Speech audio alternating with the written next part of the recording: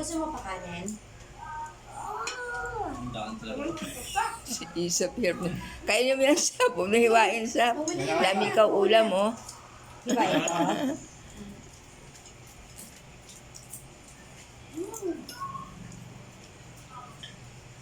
Baka mapusog kayo yan. Ano dyan? Na? Kung busog kayo yan. Baka mapusog kayo. Oo, busog na ako.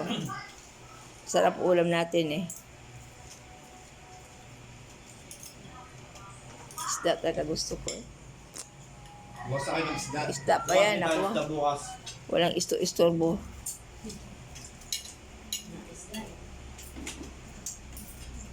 Ito na ako.